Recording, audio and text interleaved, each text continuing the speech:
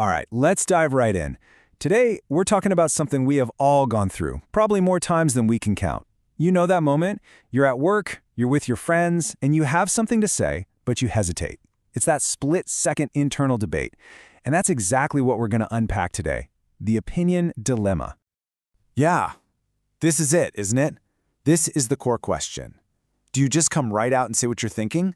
Or do you hold back for a second, get a feel for the situation, and then speak?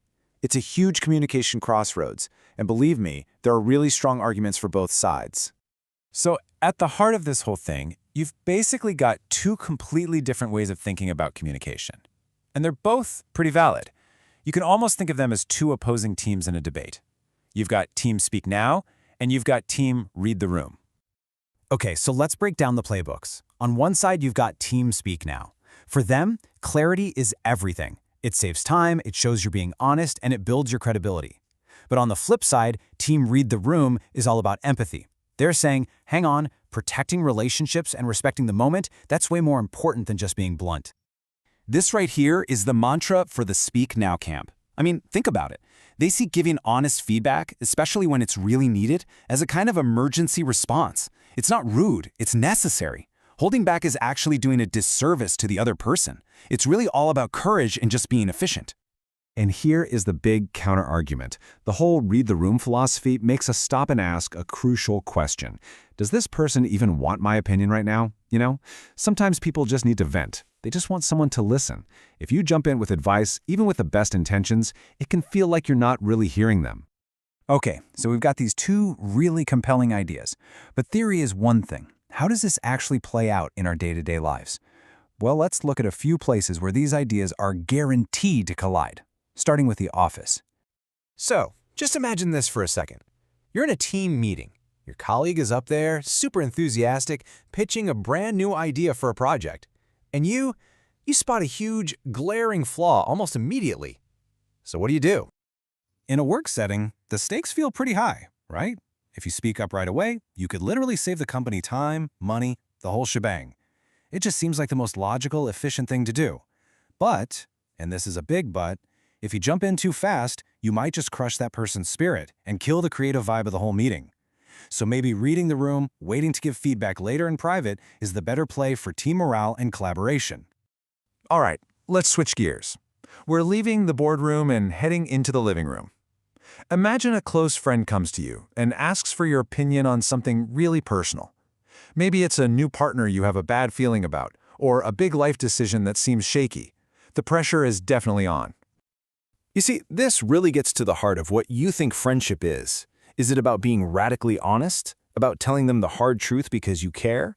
Or is it about being a safe space, about listening and offering support before anything else? To some, delaying your honest take feels fake. But to others, jumping in with criticism feels like a cold judgment when all they really wanted was a friend. Now let's zoom out even further, because this isn't just about our personal styles. It is deeply, deeply tied to our cultural backgrounds, even our generation.